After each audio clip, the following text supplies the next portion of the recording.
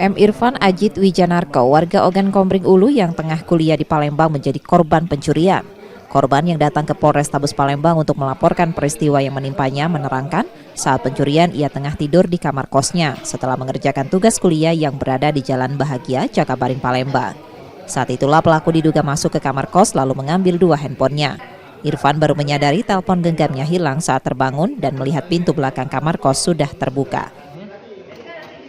Awalnya pukul 3 aku sudah Pak ngerja ke tugas tuh HP aku mau dicas, aku taruh di samping badan.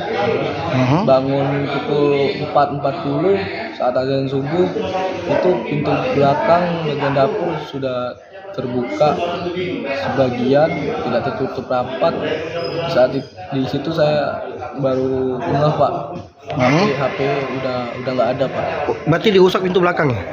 Di ini Pak, di congkel ya Pak. Dari pintu belakang? Iya Pak. Itu jam 4 baru ketahuan ya? Iya Pak, jam 4 Pak. Handphone dicas semua di situ? Satu handphone waktu itu dicas Pak, satunya tidak Pak. Lihat kondisi handphone nggak ada lagi gitu? Iya Pak, saat bangun tidur kondisi handphone udah nggak ada. Handphone apa aja yang hilang? Satu handphone Realme 6 warna biru, satu lagi handphone Oppo A12 warna hijau muda Pak. Berapa total kerugian? 6.500.000 Pak.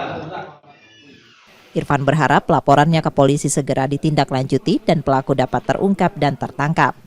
Yudi Kiswanto, Kompas TV, Palembang, Sumatera Selatan.